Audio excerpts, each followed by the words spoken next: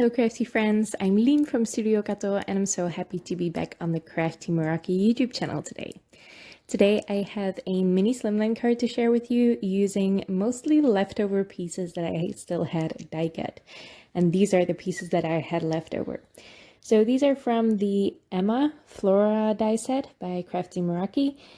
And I just die cut these out of colored cardstock, and I did layer 2 layers of thick white cardstock behind each flower.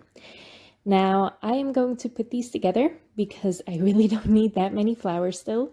So I'm just going to make a fuller flower and make a different flower. So that's a great way to mix up your die cuts and get a different look from them, especially these Flora dies by Crafty Meraki.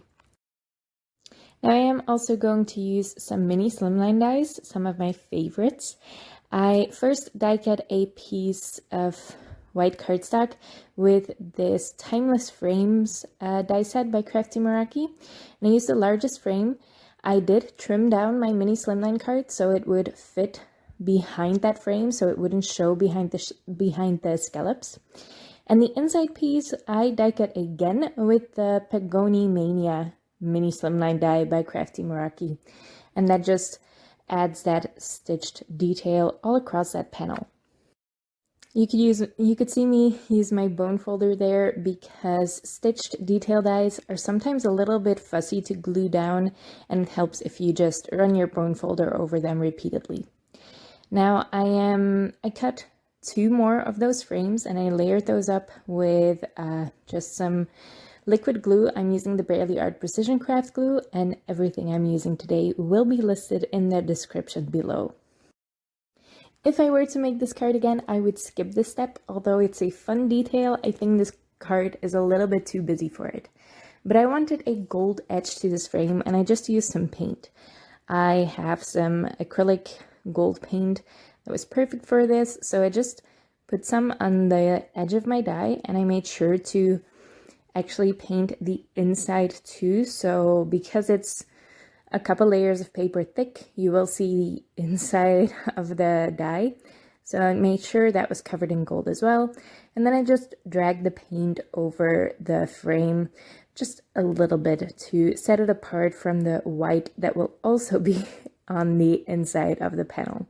But again, this card is quite busy and I probably would skip this step if I were to make it again.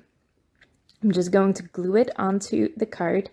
I'm just covering the first frame I put down with some liquid adhesive, Barely Art Precision Craft glue, and then I can layer this one on top. That will give me some nice dimension to work with. This card is full of dimension and I love it. The frames aren't completely symmetrical, so I did have to turn my card base to make sure it actually layered up nicely. Now, my favorite dies that Crafty Meraki recently released are all of these leaf dies. I'm using 3 of them on my project today. They're all quite big, but you can absolutely use them for smaller wreaths as well. These fern leaves are perfect for a base of a wreath.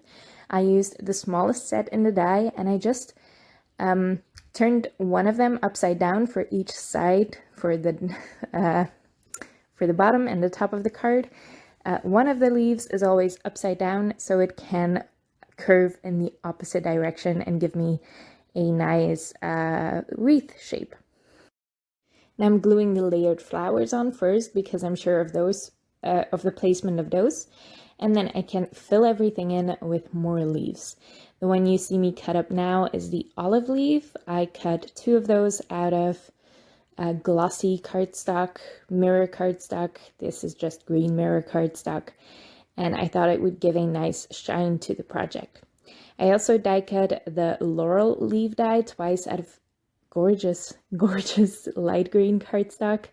It's almost neon, but I love it. And I'm just tucking all those leaves. I cut them apart, so I'm just using the separate leaves, and I'm gluing those underneath the flowers. I'm also trying to, not exactly, but I'm almost mirroring the placement of the flowers and the leaves on the top and the bottom so it really curves nicely and it feels balanced. I'm not bothering too much about the placement of those tiny leaves. I'm just placing them where it feels right to me. But yeah, mirroring a design is a really great way to balance it out on a card. And you can probably start to see that the gold frame is a little bit too much. It's just one of those details that could have been left out and made the card a little bit less busy.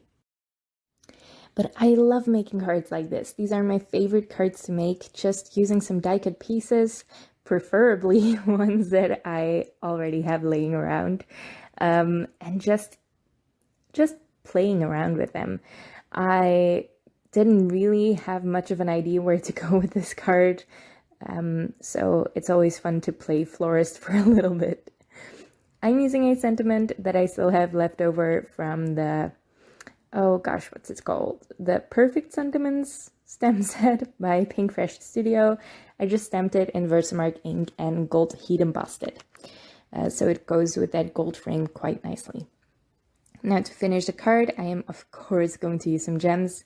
These are the Citrine Opal gems by Crafty Meraki. They're gorgeous pearls and I love using these, especially this color, for flower centers because it's an off-white color. And I usually think that a white pearl is a little bit too harsh for a floral center, but this works perfectly. So I'm just gluing those on with some Nuvo Deluxe adhesive, which is also available over at Crafty Meraki. And it's quite a bit stronger than the Barely Art Precision Craft glue, so I very much prefer this to adhere gems and the like down. So I'm using a couple more gems. Again, this card was already quite busy, so I wasn't sure about the placement. I fussed around with it quite a bit. In the end, I only glued 4 of them down, just to finish the wreath really and close it in the center there. So I glued a couple of these down, and I'm not sure what they're called, but I will list it in the description below. I have so many of these gems now, the names are all they're all messed up in my mind now. But I really love how this turned out. There's so much color on this card, and I finally was able to use some of these floral dies by Crafty Meraki that I still had left over from a project months ago when these first came out. I hope you liked this card. I hope you liked the video. If you did, make sure to leave a thumbs up on this video. Leave your thoughts in the comments below. I would love to read them. And make sure you also subscribe to the Crafty Meraki YouTube channel. We always have some fun inspiration going on here, so I hope you check that out as well. Thank you so much for watching, and I hope to see you next time.